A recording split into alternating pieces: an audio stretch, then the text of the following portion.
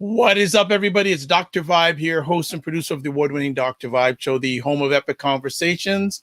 And I'm the host of Epic Conversations 2020 Best Podcast News in 2018 Innovation Award winner given out by the Canadian Ethnic Media Association.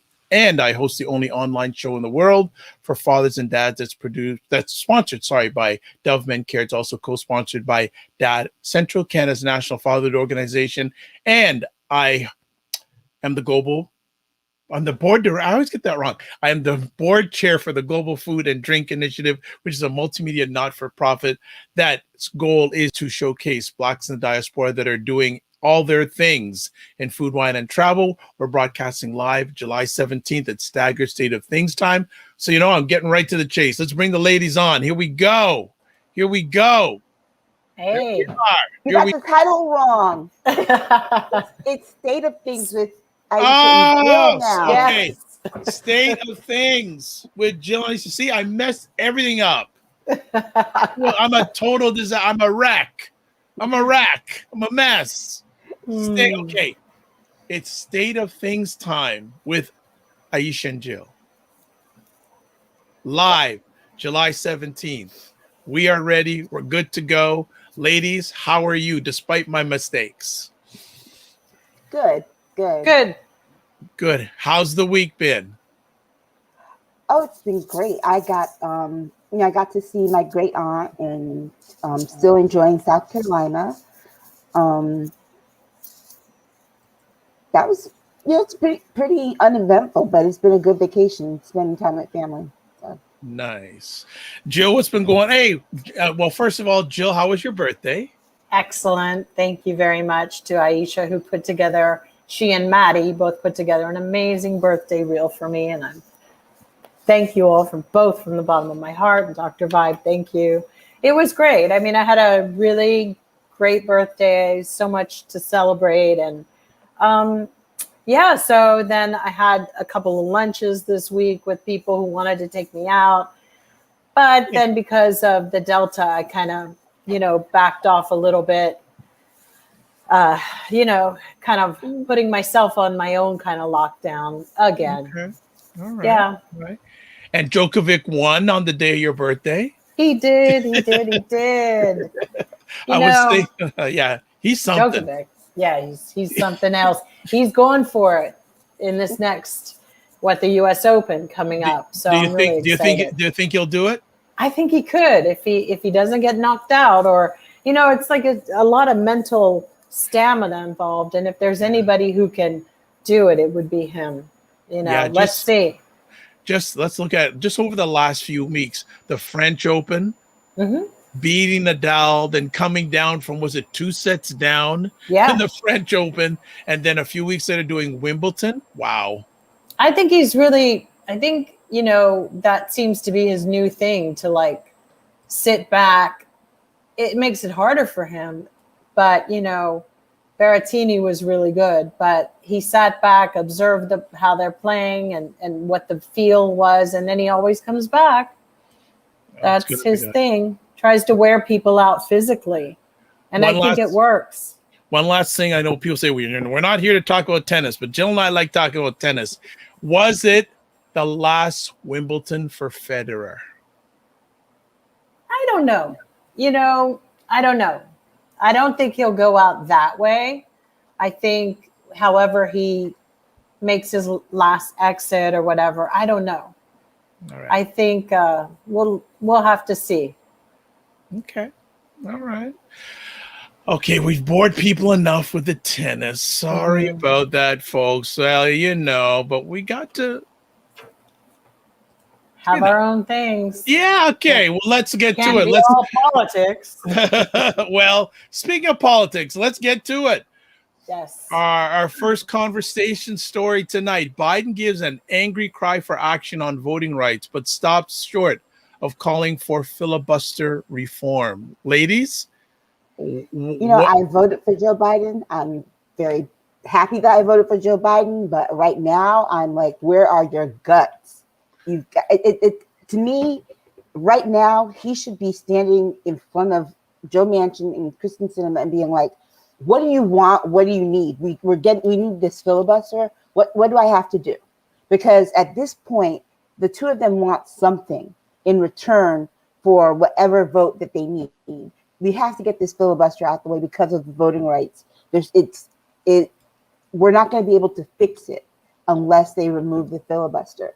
And I think, he did his speech, and one of my favorites on Twitter and, to do commentary and write for the Atlantic and such is Elie Mystal. And Elie, he said on Twitter, if you really want to hit people hard, you don't do it at 3:00 on a Tuesday afternoon. You do it on a Wednesday night, a primetime speech to really get people to listen. And I think that's part of the issue that I have with it, was that it wasn't, the speech it had emotion, but it didn't have the kind of power that he really needed to show on this. He really needs to say, I'm not playing with you.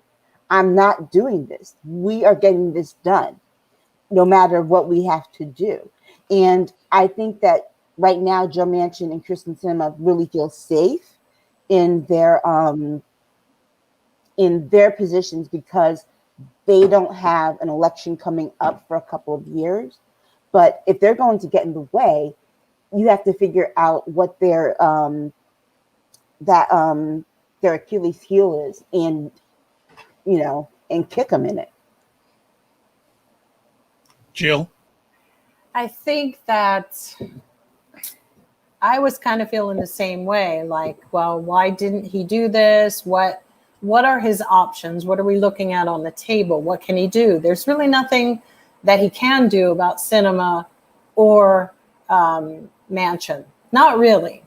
And so I think he's at a point where he's kind of accepted that, but he keeps harping on the same thing over and over. And maybe the audience isn't for Joe and Kyrsten Sinema. Maybe it's for something else he's trying to flip.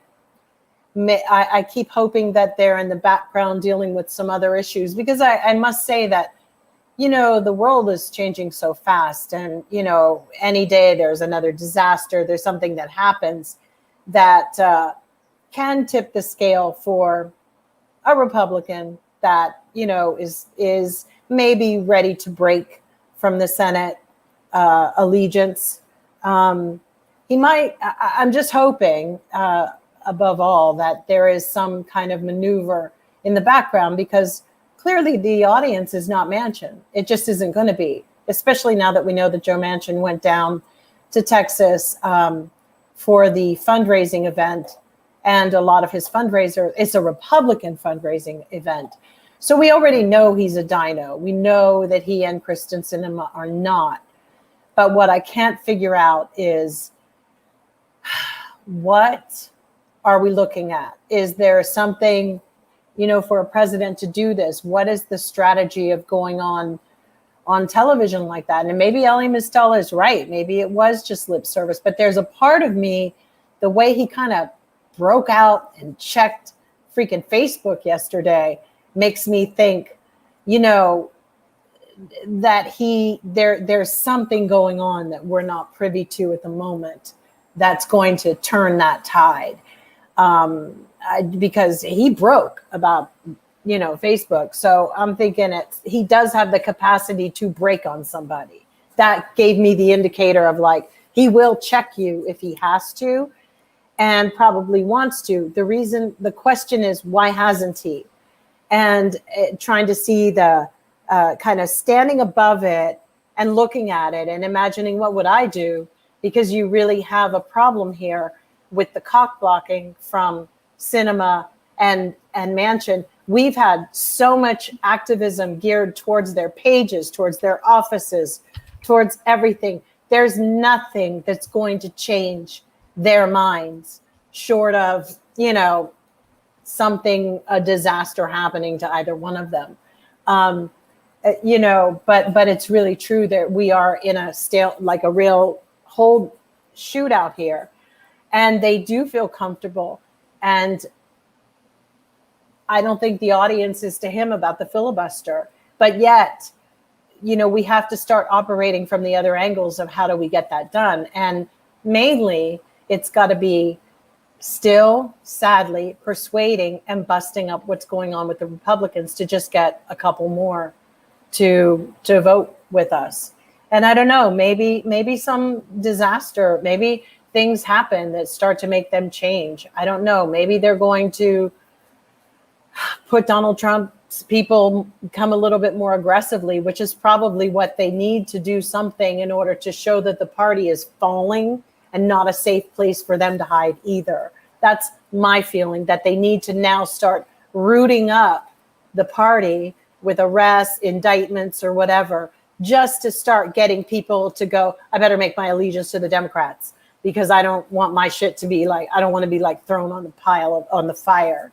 So that would be the only strategy I could see that I would probably implement, but it could have just been a one-off too, that it's just the same old jibber jabber. But then again, I'm just not 100% sure what's going on with that. Go ahead, Aisha. Let me if I can just interrupt. So I just want to shout out to Jen Myers saying hello to all of us. Black Beauty is saying, right on, Aisha. I couldn't have said what you said any better. Thank you. You're on spot with your comments. HNY Fly once in cinema and match. Honeybee Fly one. Yeah, there we go. Are providing air cover for several other Democratic senators who do not want to dismantle the filibuster. And then Black Beauty is saying, to Jill's point, I'm praying President Biden has a long-term strategy. Go ahead, Aisha. I hope he has a long-game strategy too. But the one thing that I think is annoying myself and a lot of other people, particularly Democratic voters, is the notion that we haven't done our job.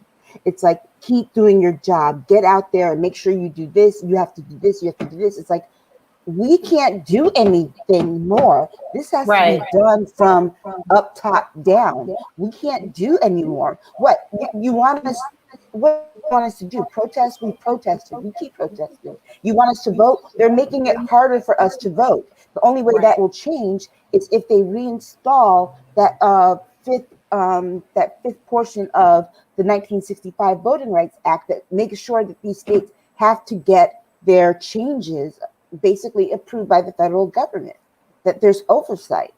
And until we can do that, there's not much more that people any of us can do. Vote, because we can't vote to make the change. So until they're in a position to do that, we need to see something on this, because we're getting closer to another election. But not just another election. You have elections going on this November, okay? You have elections going on this November. Every year there's an election, whether it be a local election or a federal election.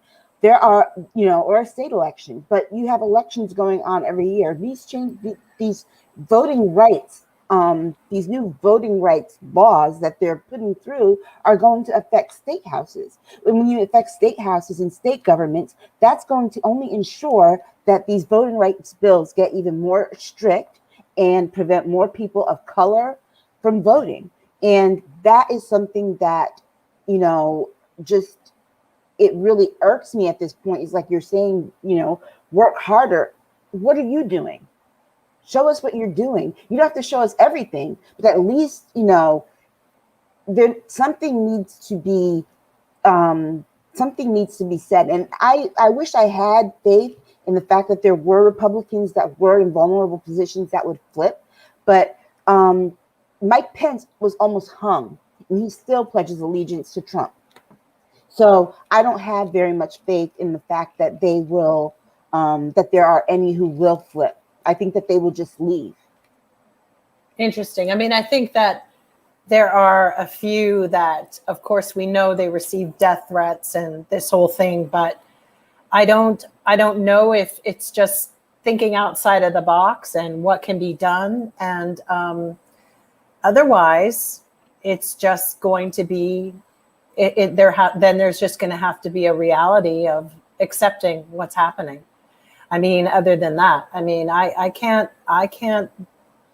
continue with the stress of this. And, I just, like I've always said to people, please have a backup plan about where you want to live. And the sad thing is that now with passports, the delay is really, really backed up. So if you are in the need that you need it, please just put it through now so that you are ready to go if you ever have to leave. This is just a very critical time. And I would hope that they have a strategy. I found them less transparent this week, the administration, which is why there's something niggling at me that feels like it's off and that something is going to go down. There's just something that feels off and something that they are dealing with. It felt very political this week to me for the very first time, but that's not a bad thing. The lack of transparency, in my opinion, it was like every move from Angela Merkel meeting with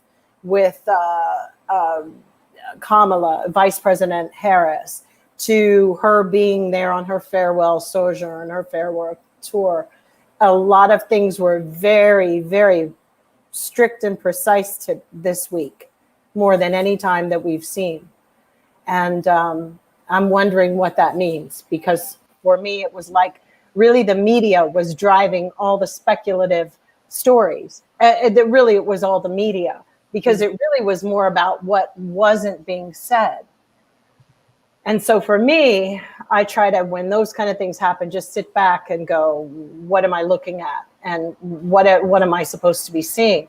But I do feel like, we had a few judges that are standing up and making some moves. We also had the DACA judge who, yeah, the recipients, the new ones coming in, that it was illegal. We also had the other judge, Fink or something in Michigan, who called old Lynn Wood and that Giuliani's Sydney, whatever her name is.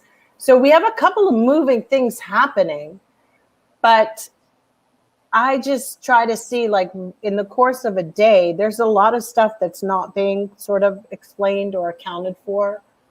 And I'm just hoping that we're going to get to the nitty gritty. We've had all the generals stuff coming out about Trump. And to be very honest with you, this week was very weary and just laden in my head about every single reason why we would never want Donald Trump to be president again. That was all. You kind of went like, yo, this dude was mad crazy. The Guardian came out with its article, which was about Putin having information. The Daily Beast put out the same thing. The only problem for me is drop the documents, drop the tape, drop it. Right. I'm tired of this is, we need a big moment. And for some really weird reason, I believe we're going to get one. Just before you start again, yes, Honeybee Fly. Honeybee Fly. Thank you. Honeybee Fly. Thank you. Honeybee Fly. Yes, Aisha, we did our job. They need to do theirs. We are not going to organize our way out of this. Time to put some skin in the game. Schumer, Pelosi, and the like. Ancestors died for this. Also, Black Beauty says, LOL, the other thing to plan on the other than passport paperwork is our crumbling infrastructure. Most bridges and highways in the USA can't withstand a major traffic exodus. No, they can't, but that's just going to be just one added advantage. I mean, what can you do? Most of the people that are going to get this infrastructure money, if they are not a Democrat, the Republicans are going to steal the money and they're going to put it to other programs. So that's a little bit daunting to think that these Republicans and Tennessee, that lame ass, I don't know what cretins they have living there that believe that, not promoting any vaccines at all is, they want everybody to look like Governor Abbott from polio, although he had a tree fall on him. But I mean, it's like we've gotten to a point of sheer stupidity in this country. And all I'm talking about with your passports and your escape route or your hatch plan, is just have one. just try to have one. The same thing of them talking nonsense about inflation. It's like, excuse me, there isn't that much inflation from the time of when Donald Trump, I still paid $4.80 for gas before the election of last year. So what the hell is everybody freak out? Inflation? There was inflation before Biden even got in. All that's happened now is the numbers have actually come back up to that $75 hotel you could get that was normally $500, but during the pandemic you could go for $100. Honey, they raised their prices back. Yeah, it's like, come on, don't trip, stop the tripping. Airlines are ridiculous. Yeah, I mean, you could fly for $25. Like, come on. Now it's like $1,200. Yeah, the inflation. They've jacked it right back up because I know. But go ahead.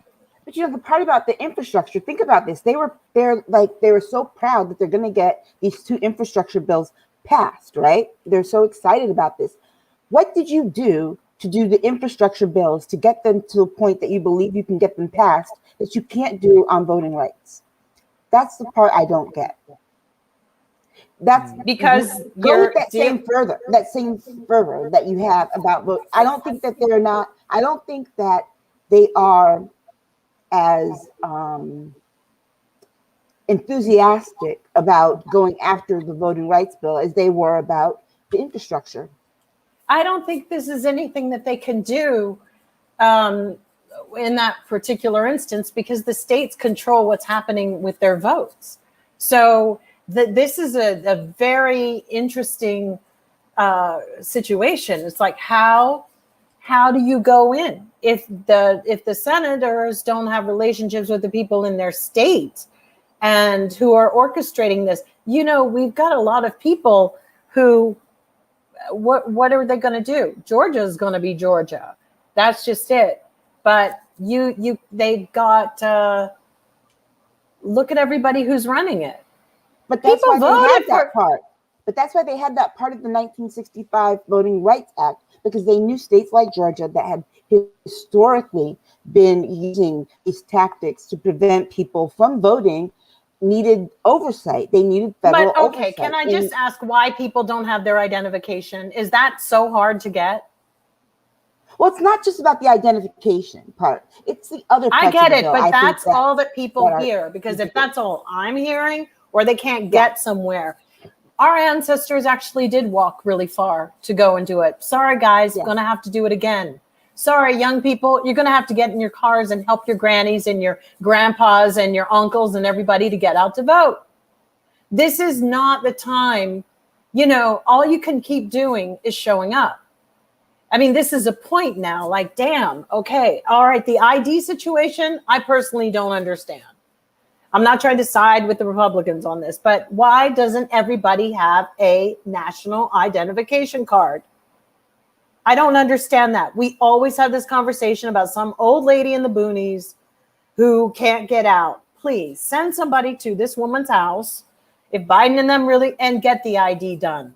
There's no excuse for it, personally. Well, it is. I have to say this, though. It is a challenge for some people. So, for example, like my state of Connecticut has this real ID that is going to be required by everybody as of October 2022. But that's what they're giving out for the driver's license.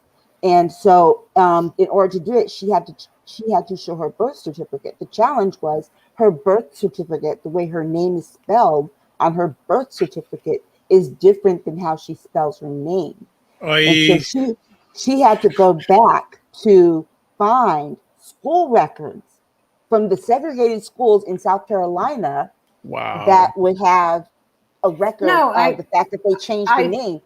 And she couldn't get them because the records were gone. So she had to literally get take my grandmother to go with her to swear on an affidavit that my grandmother was her mother, because my grandmother's name. Well, then those are the stories that people need to see. I had a grandfather who couldn't get his Social Security because he was adopted by a family, his stepfather, but he was never legally adopted. This only reared its ugly head when he tried to collect his Social Security and his name was different and all of this. That's the money, and that's what Democrats probably need to be filming and having all over television. Yeah. They need to have that, because then then it makes a lot of sense. But if you just pass by and keep saying rural, people in rural whatever, then you're like, whatever. If you talk about somebody, well, the orphanage burnt down, like in Canada, they're setting all your churches on fire, by the way, those crazy Catholic zealots. But my whole point is that that's where they should put some money in PSAs and stuff like that. Yeah. Hell, we could even create a place, a safe space for people to really speak about it and get government officials to actually do something that would solve, other than having people like me even saying, what's the problem with IDs? We have to make it's like dummy proof. And that is a failure on their part. Yeah. It needs to come up. Okay. Well, because the other thing is, we have people that do census things, and they're not even citizens, and then that's always kooky and crazy. And there's money they're not voters, and they're coming into places, and we have that argument too. Like, why? Because you're getting monies based upon a group of people that are living in an area from the federal government. And then when you find out that it's immigrant based, then that's another argument. And they need to do a little bit more on establishing what they care about in the Democratic Party, so people can actually see, okay, the DACA recipients, film them, show their lives, become familiar. That should be what's going on. Like in my hometown, my hometown gives you can get a city ID card, and that they have that so people who are illegal immigrants who want to open bank accounts and things like that, because you need a picture ID, can get an ID card. Of course, they can't vote, but it is one of those things where it does fit into our laws of ID for voting. So true, people can get those. But some people are upset with those. Some people are upset with financial monies going into communities with people who aren't citizens. How the allocation process goes, and that's what with the census that Trump had, and we don't even know if that's even accurate. To be honest, we really don't even know all the crap that happened during that period. But I do feel that in order to not hear this broken record of the voter ID, the voting rights, you have to bring it alive. And typically what registers more with people is a relationship of relating with somebody. And maybe they could do that. Maybe VP Harris could get on that and start creating something, because it's not going anywhere. It's not budging. It's just not going to budge, because Georgia is Georgia, and they're always crooked. They've been crooked as hell. But what happens is, the reason I'm saying this is because the urgency doesn't seem to be getting through to young Black voters in these parts. I'm talking young, signing up at 18 and 19, because there's so much noise coming from the other side that your votes don't matter. It's not that, I still see a lot of lackluster interest. Yeah. And to be honest with you, those people do us a lot of harm by not voting. Yeah. I mean, that's the one thing that I made sure my daughter did when she woke up on her 18th birthday. The first thing I did was say happy birthday. The next thing I did was say, now let's register you to vote. Same here with my daughter. All right. Well, let's transition to second story of the night. Texas Democrats who fled state for DC call on Congress to pass voting bill rights. So people who are not aware, in the state of Texas, which is a very interesting state at the quietest of times, the Democrats stopped a few months ago a very interesting, some people would say regressive voting bill. And now it's come up again. And what they have done is the Democrats have just left. They've left. What I'm talking about. And just come to watch, say, okay, President Biden, we need your help on this. What you gonna do? Or Congress, what you gonna do? Ladies, your thoughts. But it's even more involved than that. Remember, the Texas House and the Texas Senate called a special session just to do the voting rights. And mind you, there's no election coming up immediately. that requires them to do this. They're trying to get ahead for 2022. And so there was no need for a special session. They could do this next session when they get back, either in the fall or January or whenever they get back, right? They have time. There was no need for a special session. So for a special session, they needed a quorum in order to even begin the voting process. So the Democrats left so they wouldn't have a quorum. Mm-hmm. And the governor continues to say he's going to keep calling a special session until they get back, so that they can have a quorum. And so that's one of the reasons why they're staying in D.C. And he cut their paychecks. And he cut their paychecks, and he's threatening to have them arrested upon their return. Now, they only make about between $4,500 and $7,500 a year, by the way, just so you know. Yeah, and the that's it. Yeah, for that most of them have, and most of them have other jobs. Yes. The Speaker of the Texas House offered to send them a plane to fly them back to the special session, and they refused. They've been in D.C. They've met with Kamala Harris. They've met with Joe Manchin. They're trying to set up a meeting this week with Joe Biden. They're staying there, and they are they're really working Congress to get this voting rights bill passed. And you know what it's going to take? It's going to take more Democrats from other states to kind of do the same thing. That one interesting thing that you brought up about Manchin, and now what I want to say, what I think the solution for Manchin is, just on a whole, because I feel like the Texas Senate meeting with him, I think he's useless. I think he and Kristen Sinema are both useless, as I posted this week, as a white crayon on white paper. I personally feel that what needs to happen from Schumer and is to remove Manchin from his committees. Yeah. And he is on an oil committee on the for fuel and all of that, and he's the head of it. And I think he should be. And I think he should be cut.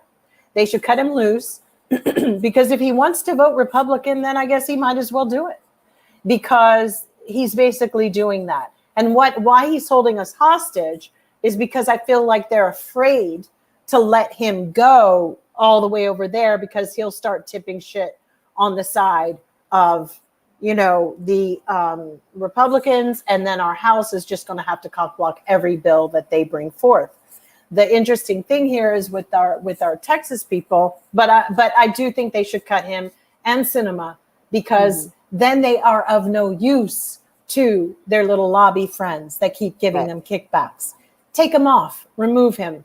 And I think that's the push that all of us out here fighting the good fight need to do this week, because I don't really enjoy watching, our Beatty and all of the other elected officials also in Texas being, arrested across the country for protests about our Voting Rights Act. I don't like this. I think that with Texas, with any luck, Governor Abbott will catch that new monkey virus that they identified down in Texas, which is a bad one too. The CDC just said their monkey virus is running loose down there.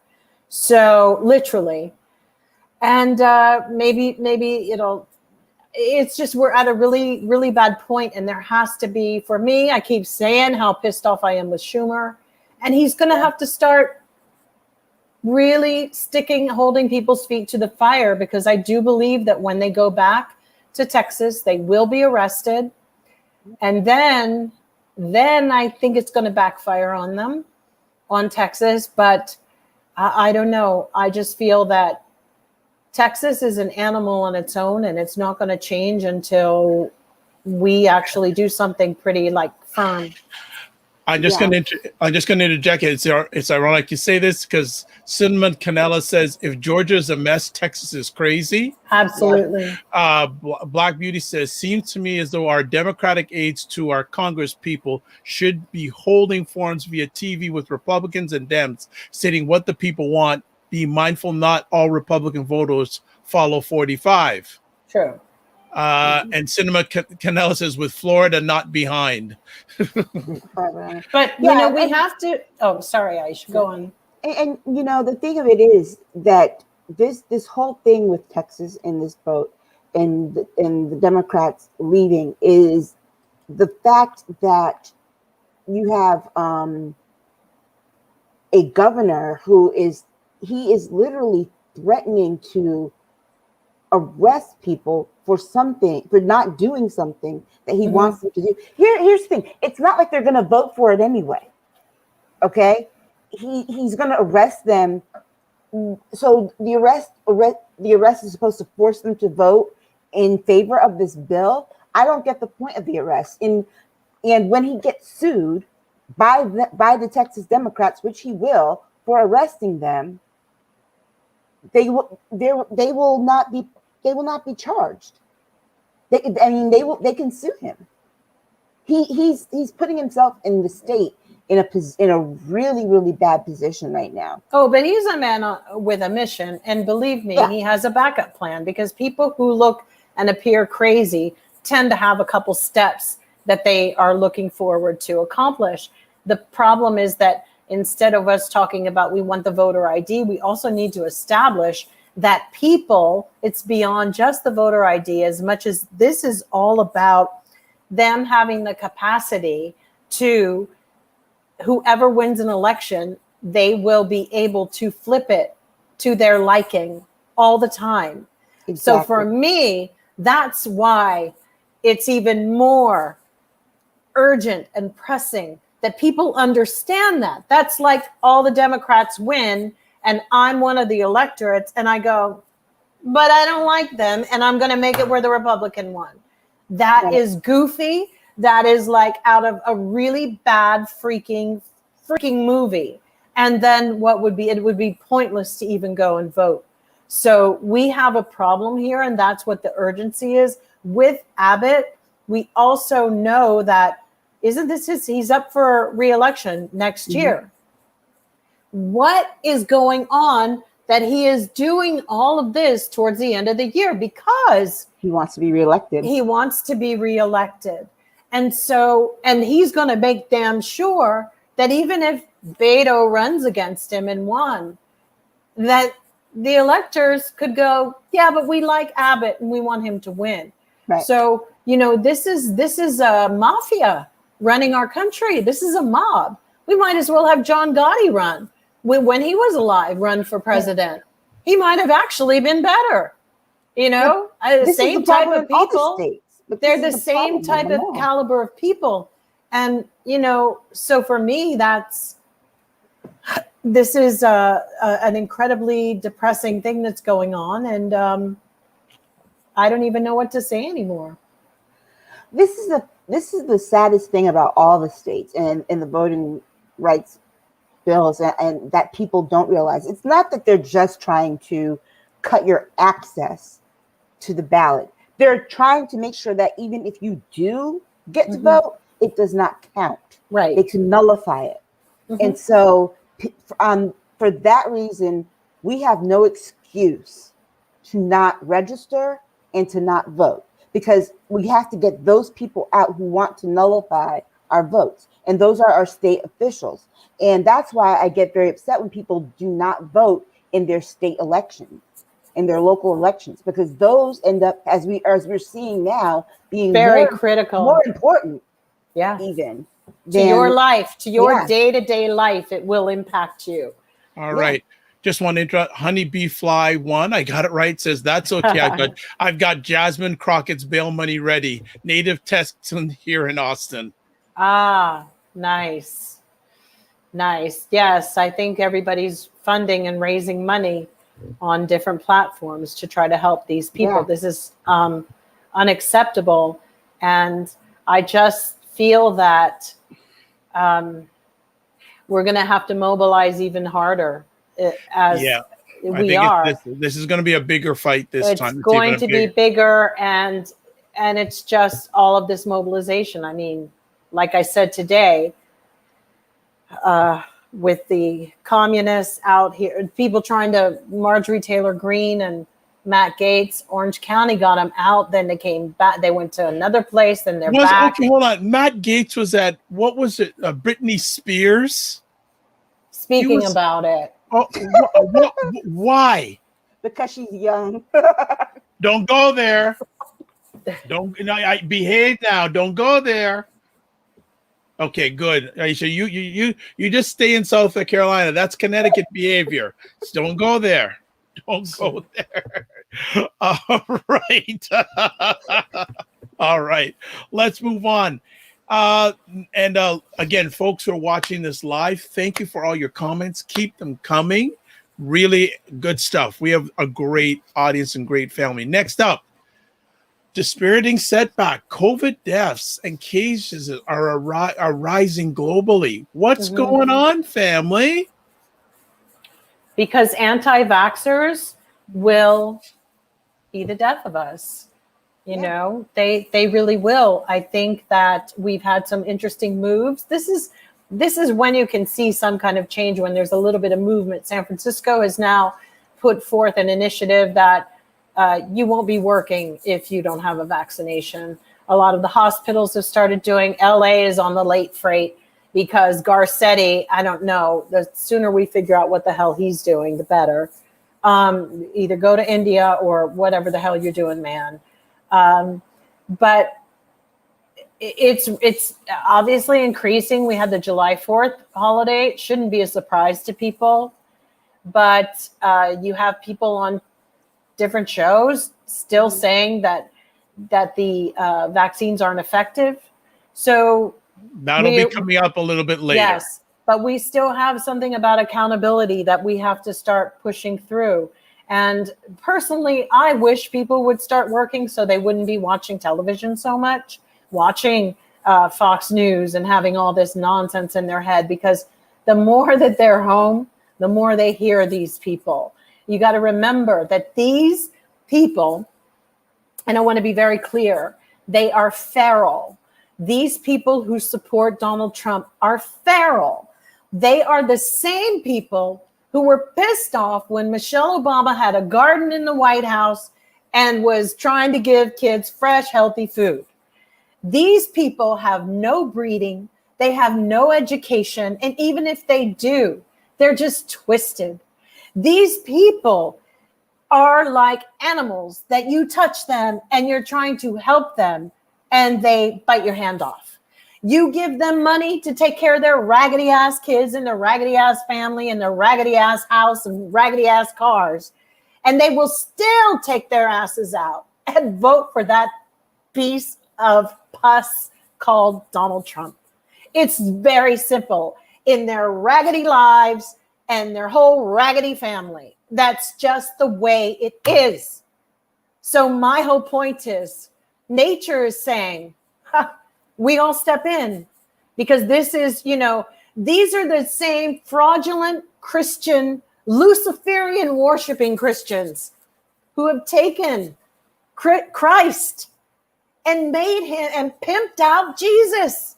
They pimp him out, because if he walked in today, they'd be the first ones to throw him up and kill him again. These are the people who claim to love the miracles that Jesus had, all these incredible gifts that he gave. Those are the ones sitting back like, I don't know. Where, if you don't believe in science and you do believe in the Lord, why wouldn't you think that coming and making this shot and putting it together is somewhat of a miracle? That all the pieces came together and people worked feverishly. What the hell kind of Christian are you? That God, if everything comes from God, you can't see the good of, like, a vaccine was created to heal you and your community? But no, these are feral. They are the ones that were never, I've said it before, they are not in the book of life. They never were. Their names were not written. So now you know. So don't even try it with them. Their names were never there. And now we know why. Because this is what we got, and it's going to get worse. And I'm not an overly religious person. Spiritual, but I've tried to weigh it from all sides. And I've just said, Well, if there is a God and this whole book of life thing, I guess we see now they ain't in it. And they basically are spreading illness and disease because they don't have anything to look forward to. And, you know, the South, as someone said, the South may never rise again, but they're damn hell bent on taking all of us down with them this time. Yeah. You know, being down south these last couple of weeks, the strangest thing has been the few times I've gone into stores. Like the first time we went into a grocery store, and you know, I was masked up. My daughter was masked up, and we went in the store. We're looking around, and we're just like, where are the masks? Right. And then we remembered where we were. We're like, oh yeah, that's right. We're not at home. Where they are enforcing that mandated law, the state law, that you have to wear a mask when you go inside someplace. Because you know, when at home, everybody's masked up. You don't see anybody without a mask. The clerks, everybody in the store with a mask on. You come in the store without a mask on, somebody reminds you that you need a mask on, and they give you one. People carry extra masks just to give other people who may have forgotten a mask. Okay, so walking around here with the mask on, people are looking at us like we're strange. Right. And it was so funny because I had a Prince mask on the other day, and I was walking through, and I stopped, and I had to ask this guy a question. He was like, "Oh, I like your mask," and I'm thinking, because I forgot which mask I had, and I'm like, anybody can. I said, well, anybody can get one. I mean, anybody can wear a mask. He's like, no, I'm a Prince fan. And I was like, oh. But no, nobody around here is wearing masks when they go out. My father and stepmother, they wear theirs every place. My great aunt wears hers every place. But these people around here, I'm like, aren't y'all worried about the D variant? No, somebody asked me the other day why I had mine on. They must have been from like the OC or one of those other. And I just said, I don't know you. What? You tripping about my mask? I said, I don't know who the hell you are, what you do, what your habits are, but I know I'm wearing my mask. So, vámonos. All right. That's an update with some comments. New member of the family, Blue Rains. I think once the FDA fully approves the vaccines, it will be mandatory for many businesses and schools. Some are already making it mandatory. Yep. My daughter has to have hers before she goes back to campus. Yeah, well, she's already vaccinated, but they make sure that's required. Good stuff. Black Beauty saying, well, here's the thing. 45 and his goons are determined to try to revive the COVID-19 just to try to discredit President Biden and science. Kill more people. Kill more people than... Yeah, that's their plan. The plot is we will have... I mean, if they can kill another 600,000 or 7, that's what they want. So they can flip it on Joe. That's who they are. They want to blame the rise on him. They ain't fooling nobody. Blue Rains, I'm in the South and I still wear my mask. The vaccine rate is too low to go without a mask. It's insane. And Blue Rains also says, no, they are not worried about any variant. Nope. They aren't. I know when I go home, there's a 68.4% vaccine rate. Mm-hmm. Which is amazing. But down here, it's like, what, 30, 34? You're kidding. Yeah. No. It's bad. They showed it on the news the other day. It was like 34? They said that Americans, those people could flip it where our vaccines become useless. Mm-hmm. 34%. 34.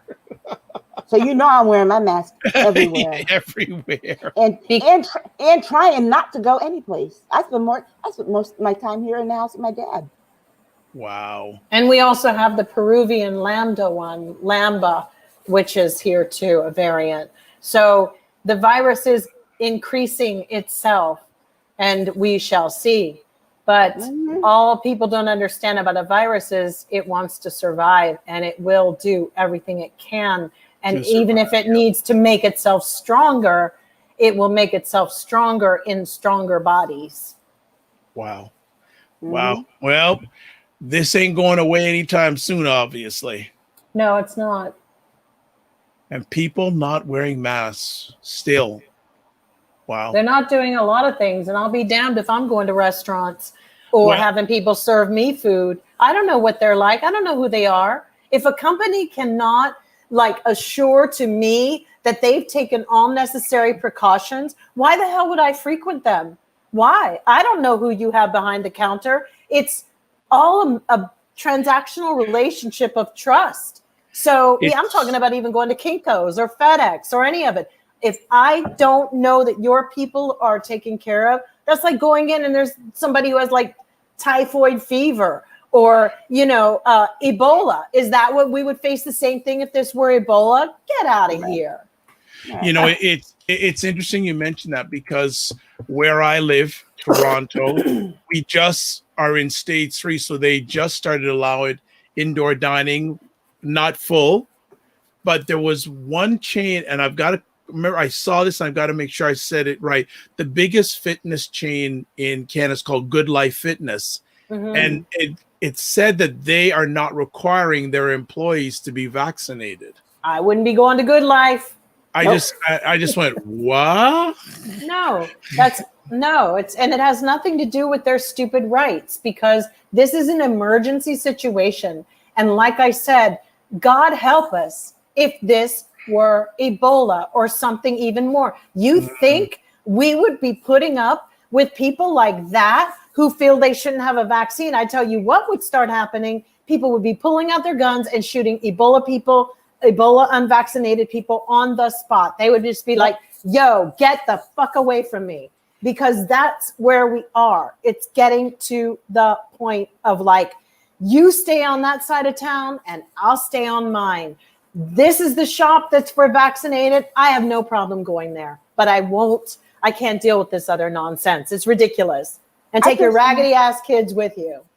I personally look forward to the first charge against someone for attempted murder who's unvaccinated. I'm looking forward to that. But there might be. That. Yes, that's what I'm looking forward to. This is the thing. Did you see the tweet the other day? A man hired a nanny. She told him she was vaccinated. Come find out, she brought her kids over. Okay, kids are really the most vulnerable, and we know this. And we don't know how it's going to react to them. You have a few kids, but the 19-month-old got it, and I think the 3-year-old got COVID. The other adults who were around this nanny did not. Here's my question. She told them she was vaccinated when she took the job. Should she be prosecuted? Why should they incur hospital fees? I personally see lawsuits coming, lawsuits, and jail time for some people. Because even though she may have been asymptomatic and she was apparently because her child had it, I'm sorry.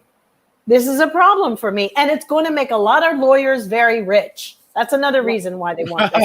I swear, let one I'm vaccinated, but let one unvaccinated person spit at me. Oh my God, you are going to jail. I am calling the police. I am saying somebody tried to kill me. What was the weapon? Spit. Unvaccinated spit. But I mean, this goes into the thing of like you legally are telling somebody that you're hiring, I want to only have vaccinated people. So either the states have to come up with something. I know we have a digital thing that's going to have a QR code, which will be able, you can show, and hopefully everybody gets on the board. And screw your rights, people, because I have a right to not be put in a situation. It's bad enough I have to go out and play Russian roulette every damn day with all you gunslingers. It's too much. It's just too much. This is too much stress. I mean, I was reading about a restaurant owner who decided, he's like, I'm firing anybody who's not vaccinated. Yeah, I know. I'm hiring people who are vaccinated. And people were like, oh, how dare, what do you mean, how dare he? What? You want COVID food? Yeah. Is that what you want? And he might have family that works in the business, an elderly mother. He can do what he wants. I mean, I don't, and then the Republicans took it a bit further with Rand Paul saying, oh, so if people can do what they want in their own personal businesses, he wanted to open up the door about water fountains and colored people again. This is how they go. And they go back to such a place of where they're so conveniently comfortable, don't they? Fascist nostalgia. That's what they all have. Sitting down, drinking a bunch of mint juleps, talking about the good old days of Hitler. Oh boy. Oh The my smell goodness. of burning bodies in a gas oven. Yeah, that's what they want us to have. That's what they wax poetically about it. Even they can go to hell. All right. Well, look, we're gonna take a break in just a moment. We're gonna one more thing on this though. The Go other ahead. thing too is that it's getting worse. One, because of the unvaccinated people, but it's summertime. They started doing concerts again. They started doing all these things again, and these people are rushing to be in crowds. I watched the NBA finals, okay, and they show people outside Milwaukee, outside the venue, watching the game, and they're all packed in a crowd, no freaking mask, no mask. Yep. And wait until we have the fall. That's when it got worse last year. Remember, that's when it really ramped up. Yeah, because the flu season took also. All right. So before we go to break, let's get the as you know, if you've been here once or you've been here all the time, the comments are flying. So Black Beauty, even in Ohio, it's 49.89%. Dumb people. Blue Rain says, yes, Jill, I don't eat inside restaurants. Excuse me, and limit where I go and who I'm around. Yes. Cinema saying masks have become a thing of the past. Noon is wearing it. No one. No one is wearing it. Sorry, I said noon. No one. Yeah, I go. Yeah, I need my hooked on phonics is disastrous tonight, right from the beginning. Black Beauty, less than 50% vaccinated fully. It's so sad. These are the people who have family members like that. These are people who talk about the FDA. Let me just make this really clear about and half of all the drugs that they see on television that go direct to consumer. Yes, they may be. Do you know, I'm going to say the black box that's on there, the reason there's a large, wide breadth of don't do this will cause this, side effects, because most of the drugs have a dual purpose. So once they can do two things.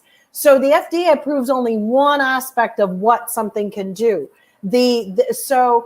And there are numerous deaths with all of them. HPV vaccine has had theirs, Viagra, all of them. There are, you can go and find the stories, but it gets to a level where the cap is like where it's acceptable. Now, you think of having all these people who are like, oh, I don't know, this is terrible. Somebody died from this. This is just what happens in the pharmaceutical thing. But the other crazy thing that's going on, which we really need to mention, there is a big war going on with the IPs, the patents that are going on with these drugs. And we got to really pay attention to what's happening in that field and who's trying to control them. Because the reason the breakneck speed happened on one hand was because all of that bureaucracy was shifted.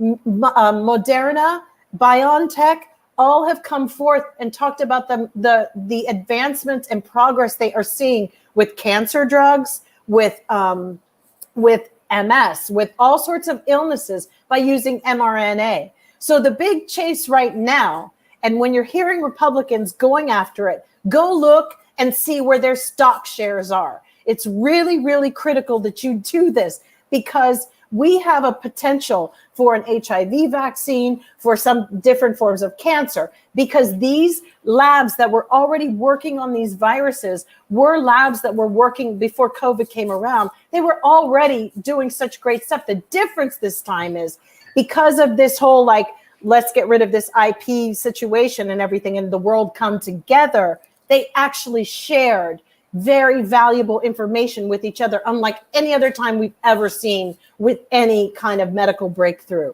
So people don't understand that aspect. And yet again, it's not just being politicized to murder people. There is the devil in the details, is it's being politicized because somebody's making money somewhere else, and it's the Republicans. So start looking at where they've invested and you will find your answer. All right. Let me just catch up with the rest of the comments. We're going to go to break. No problem. It's all right. Cinema Canella, we have all been vaccinated since February. Just wait. Hope my co-worker lives to tell. Ooh. Says because she did mention, she has, as we speak, she has a coworker that's in the hospital. Jen is saying, I'm so over unvaccinated people. Get the D shot. Yeah. Cinema says, we're going back in history. This has been a hot week. Even Mother Nature is talking. Germany flooding, fires in California, etc. We did talked about that. And yes, Jen says, I have lost respect for people that refuse to get the shot. I agree. Right, and it's not about not knowing what's in it. Let's be real. The reason it's able to pass by the FDA so quickly is because they use the base from other vaccines to create this vaccine. I mean, you have viral strands are very similar in a lot of ways, and they used a base that they would normally use to fight a virus and just tweaked it until they found whatever was needed in this vaccine to protect against this particular virus. So don't say it's not because I don't know what's in it. But guess what? You've been vaccinated against MMR. You had your MMR vaccine. Some people have had chickenpox vaccines. All of that, shingles vaccines. All of those vaccines are viral to prevent viruses. They all have the same molecular base. All right. The problem is that the lobbyists pay so much money to have people write articles to make sure it gets on the lips and the tongues of everybody in the audience that they want. And then it gets picked up. It's called advertising, and those are the fuckers you need to go after. Sorry. You need to start clamping down on what advertisers are allowed to say and what they can't, and hold them accountable. It's absolutely off the hook. It is manipulative. It's divisive. And if you have more money in the ad game, you win. So you could be pitching forth anything. But, I can't even believe that we're dealing with a time where people are more concerned about this vaccine than what's in their damn food. I mean, what's in that McDonald's you're eating? I know it's been approved, but excuse me. I mean, have you seen what you're eating? Do you know? Do you know how your animals are being slaughtered and killed? Yeah. Okay. Break time. Calling it now. All right. Blue Rain saying, I lost a coworker to COVID all because he didn't get the vaccine. Black Beauty, yeah, and to boot, many Tennessee parents refusing to vaccine against COVID-19 and school shots for kids. Wow. They are against vaccines, period, in Tennessee, for anything. And dentistry. Okay, I'm not gonna leave it at that. We are gonna go after that take. We're gonna go for a quick break. Look, thanks for everyone who's watching live with your comments. Keep them coming. When we come back, we're going to go outside of North America and talk about some of the events that are happening in Cuba and in South Africa. So keep it tight.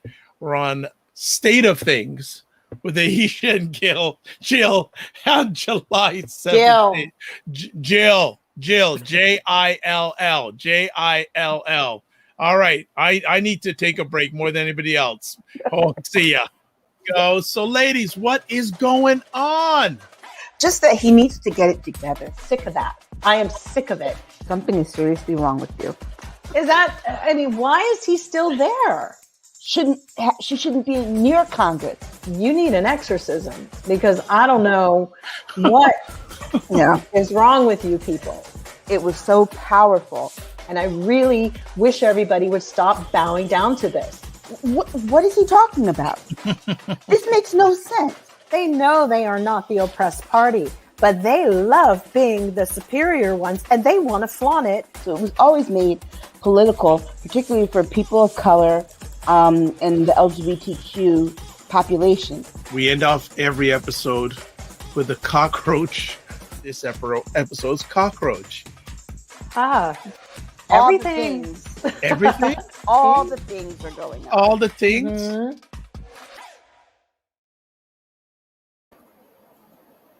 We are back. and I love watching that promo. Me too. I love and always hail up to Maddie, our intern, who just is doing fantastic stuff. Help. There we go. Amplify State of Things. So we are back. Man, that was quite the first half. I wanted to take a break. I even changed my shirt because I said maybe I'll get my pronunciations right now. Right? I have to, like, usually I'm not, don't want to sound sexy. You see the ladies do a change of attire, but no, I did it this time just to add some flavor to the conversation. So let's see, we got some more comments. Let's get on to the next. Black Beauty says, my country in many ways is a major embarrassment. Not even in third world countries. Third world countries refuse vaccines. Okay. And then Cinema goes, and dentistry. Ja. I'm not gonna even go there. Let's get to some other things. And this is another good one. All right. Cuba. Cubans wonder what's next after anti-government protests. So for those who've not been keeping up to the news, it's reportedly some of the biggest protests since Cuba was a communist country have been happening. People complaining about lack of food, lack of available things to buy. And I have been to Cuba, and it is very limited what people have access to.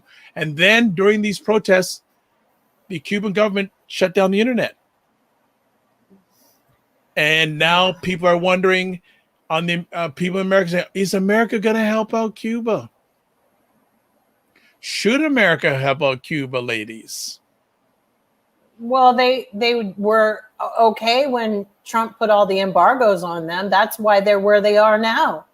He got rid of what Obama had set up. So now they all want to go and be worrying about, that's how Cuba got here.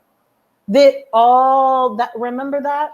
Because how I know is I was able to get a particular drink that's only in Cuba, that all the trade was happening, and then good old Donald Trump came along and shut that down. And yeah, it was about time that they ran out of, they were limited and didn't have any options. We often think it's just immigration, but he squashed them. There were some things coming, and yes, we're going to have to help them. We've always indirectly kind of helped them. And let's just put it out on the table, though. This was still residual Donald Trump stuff. Let's get the argument straight. I think it goes a bit deeper than that, because the people, in just reading articles from people who are protesting in Cuba, that it for a lot of them, it goes back even since before that. It's this whole 60-year regime of authoritarianism that they've had to deal with, and they're fighting against having an authoritarian government. And this particular president that they want to get rid of. One of the sad things is that the impact a lot of this has had, especially with the embargo, which Trump did put back. It has affected a lot of Aisha, your audio is playing games again. I'm sorry. Can you hear me? Yeah, it's clearer now. Go ahead. Okay, but it's affecting a lot of Afro-Cubans as well. They're getting hurt the most, actually, because of their what was I reading? It said that they're getting hurt the most because they aren't able. Okay, it's happening again. Don't know what's going on your. Can you hear me now? Yeah, it's much clearer now. Okay, but they were saying that that the Cuban government, the way it is set up, has been very harsh on Afro-Cubans. A lot of them are protesting. A lot of them are protesting and getting arrested over. Okay, I'm going to ask you to take a break because your audio is playing games on us. Jill.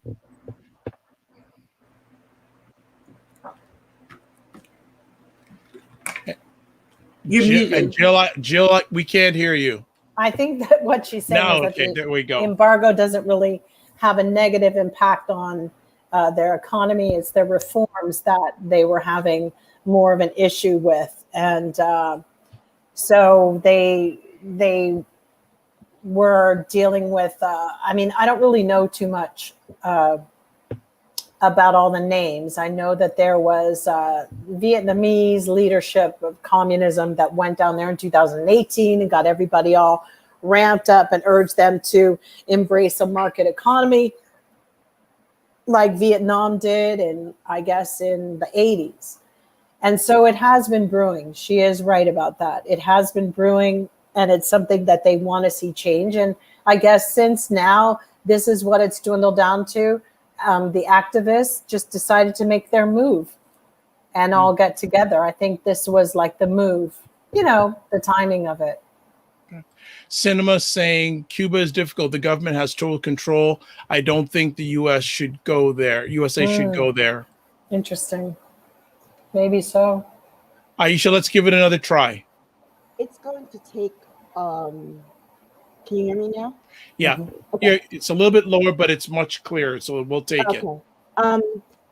It's going to take more than just American involvement. I think it's going to have to be more than just America trying to get the Cuban government ousted, because everyone should have interests due to trade.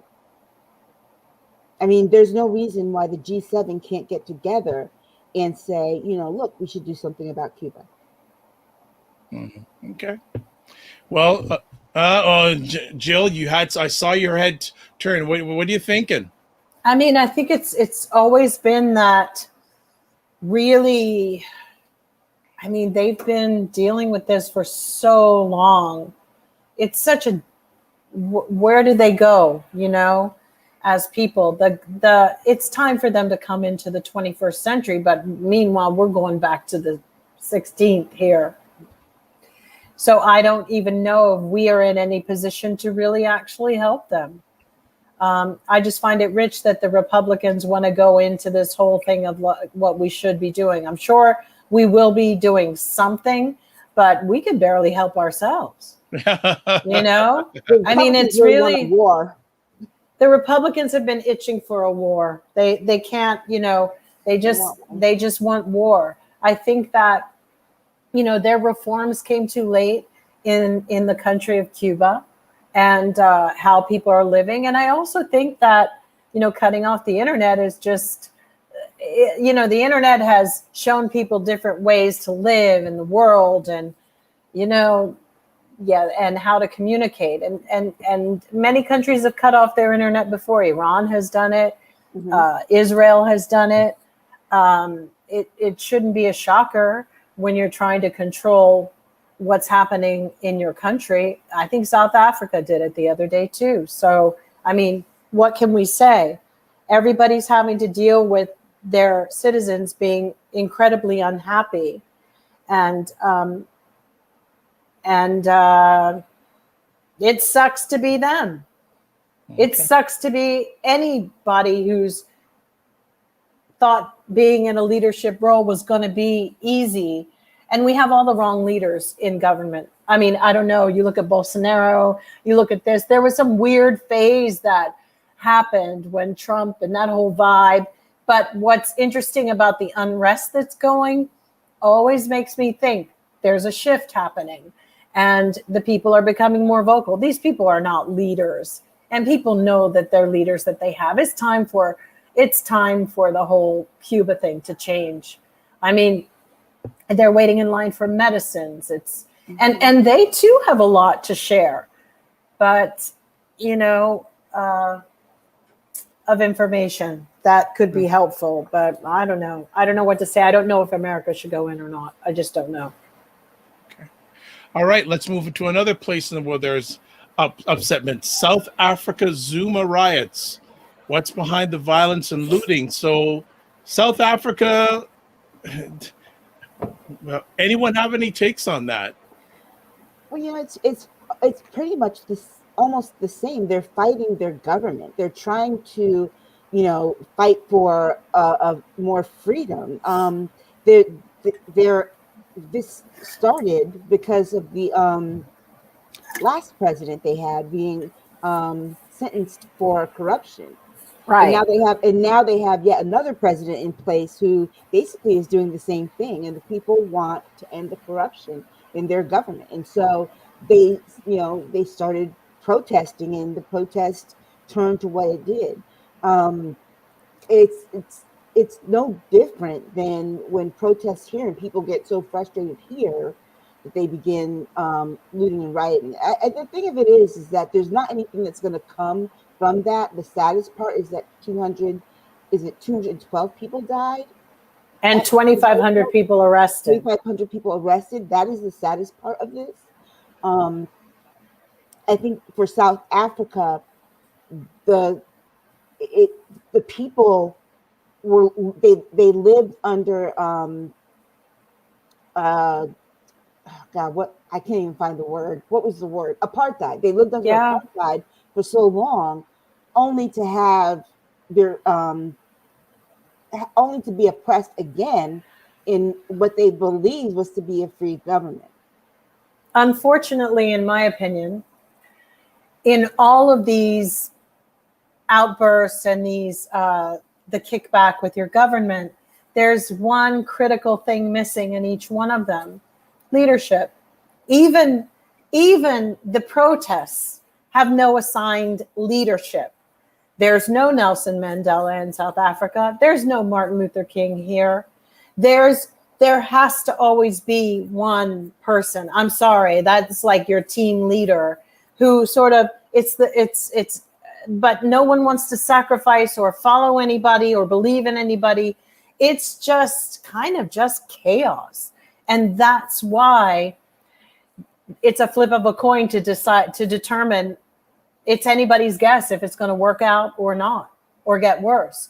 The fact that there is no one who's a pinpoint or a leadership role putting everybody together, means there's no threat for the governments. The governments hate when there's one leader who has the potential to sway a crowd. There's been no personality, no charisma, charismatic leadership on any of it in this time.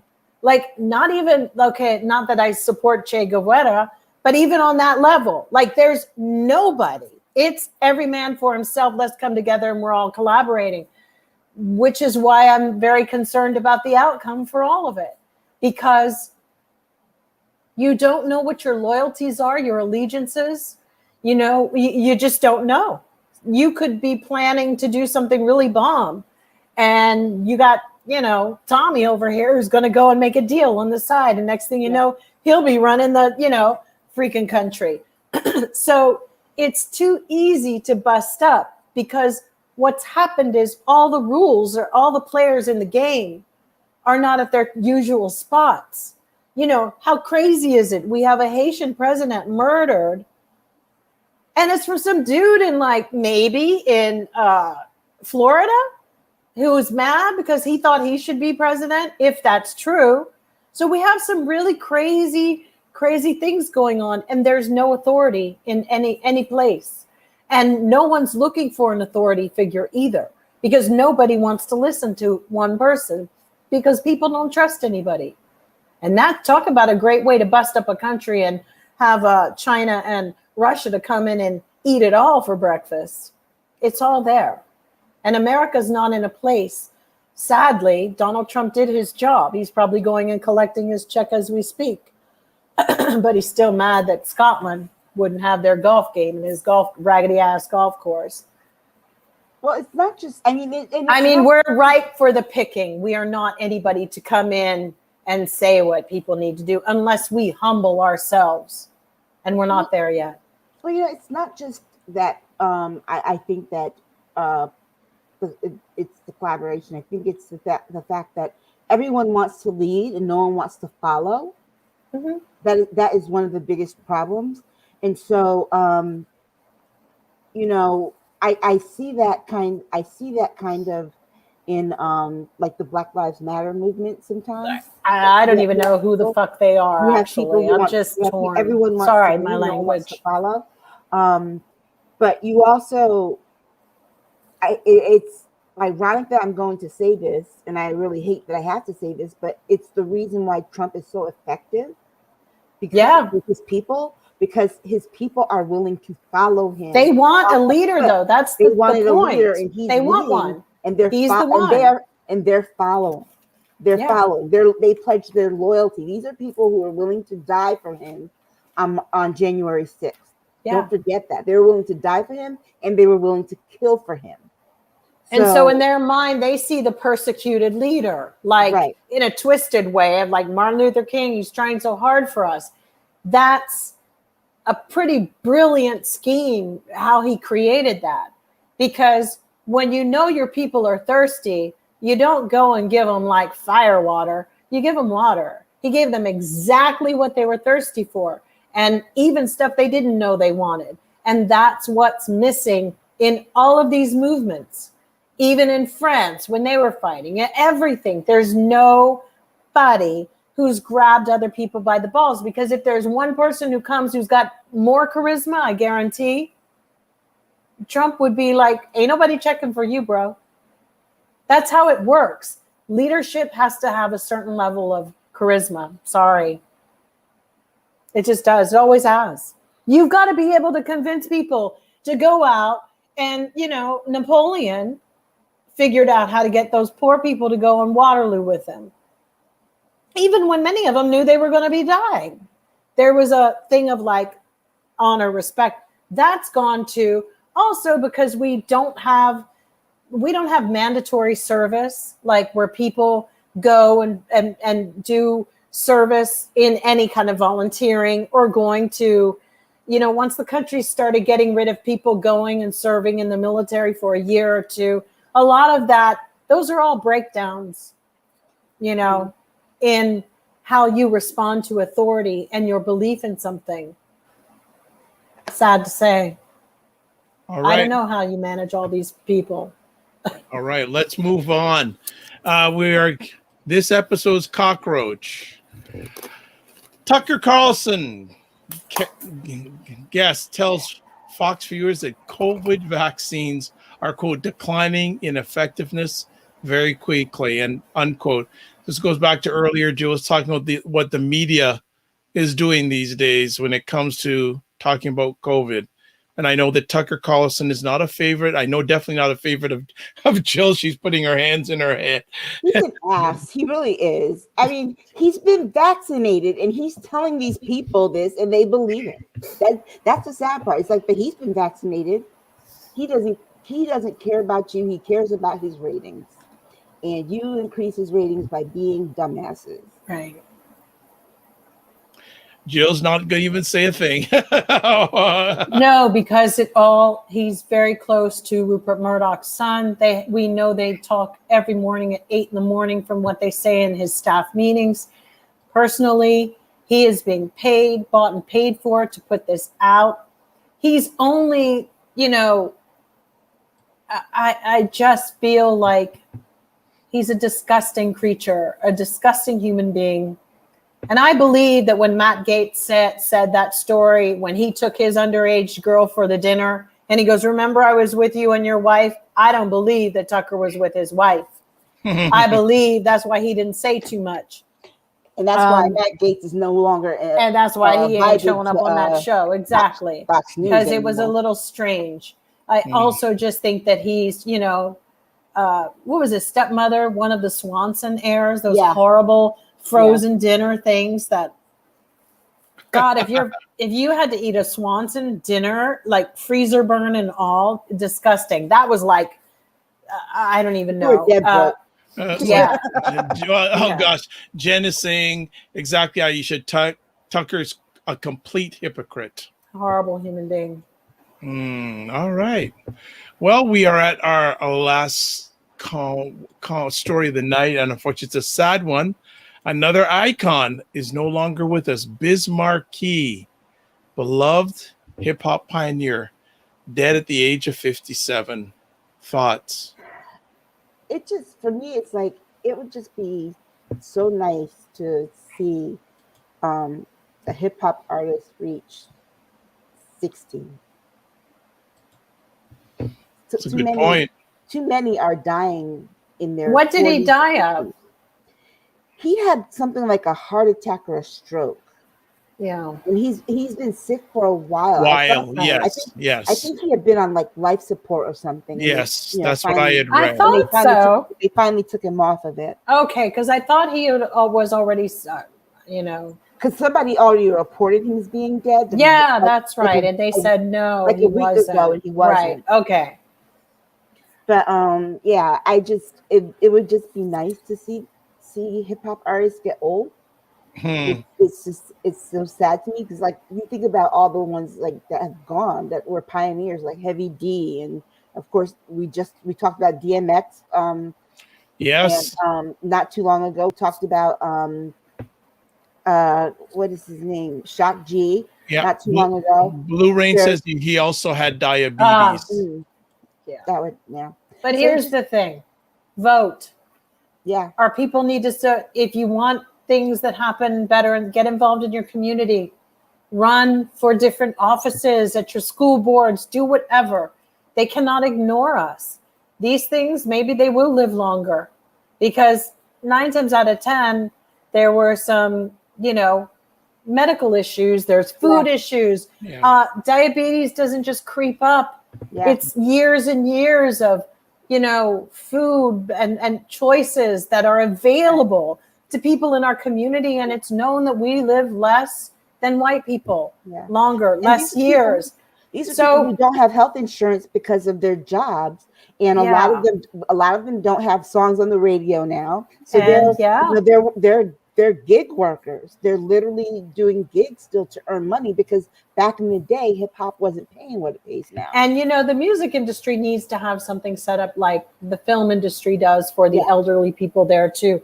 We have spoken about that. I meant to check to see if there is something, but it does come down to really giving. Now everybody needs to be of service in their community because we need to look after these people who are getting in their 60s and going on, because it just doesn't look like, it's changed very much for many people. Yeah. And they, the birth, when women are having their babies and going to the hospitals, all of these things, it's very, very critical that our community support itself on that level of going out and vote and pick candidates. And if you don't see a candidate you like, then you run. Yeah. Because clearly you don't need to have to know everything about history anymore. So it's a lot. The bar is a lot lower than I thought. But look, Gen X has to do something about its health because there are too many. When we talk about these artists and they pass, they're all Gen X, and it's amazing because I constantly read or find out about someone that like I went to high school with that passed away, and it's discerning. Well, it was because when it was the real product of fast food nation, when the fast food industry came along and really targeted them and indoctrinated them with belief systems that are akin to their childhood, McDonald's and pleasure and satisfaction. Quick Cinema says here, spread the word. Obamacare has open enrollment 1 month to go. Great. So spread the word. Well, yes. And John Lewis, wasn't it his anniversary of his death today? Yes, today. Yeah. 1 year. It was. So we gotta make sure we get voting done. Yeah, absolutely. Absolutely. Ladies, you did it again. You hit it out of the park. There we go. Got it. Another epic conversation on state of things. State of things. I got to get that right all the time. So, as always, if the ladies give their contact information before we let them go. So first off, Jill Jones. I can be found at Jill D. Jones on Twitter or Jill Jones Music on Instagram and Facebook. Excellent. And next up from South Carolina. I will be home next week, actually. So, all right. But you can find me at Aisha Staggers on Twitter. Wonderful. And as we get ready to shut it down, there's a few more comments, so let me just get them in here. Jen is saying, great show tonight. Blue Rains, great convo. Good night. Thank you, Blue Rains. Welcome to the family. Hope you are a regular. And also a few things. If anyone would like to join us, please reach out. We'd love to have some of our family come on and join the conversation. As always, I'd like to thank Blue Rains, Jen, Cinema, Black Beauty. If there's anyone else I forgot. Honeybee Fly 1. I got it right. Honeybee Fly 1. And anyone else who watches live or on the replays, appreciated and not taken for granted. We are looking forward to being back again next week. At 9 p.m. Eastern Time. I am just doing one other thing here. Okay, there we go.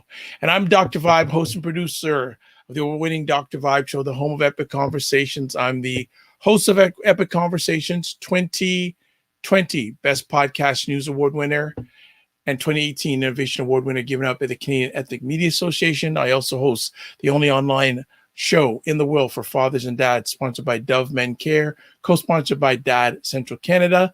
And also I am the board chair for the Global Food and Drink Initiative, which is a multimedia not-for-profit that showcases Blacks in the diaspora. They're doing their thing in food, wine, and travel. Live your life as a dream. If you can dream it, you can make it. Sometimes you have to get smarter to get stronger. Block assumptions and aim bigger, aim better, aim higher, aim wider. Love, faith, and respect. And remember to give yourselves grace. We will catch you next Saturday, all being good and safe, 9 p.m. Eastern Time with State of Things with Aisha and Jill. God bless, peace well, keep the faith, and walk good.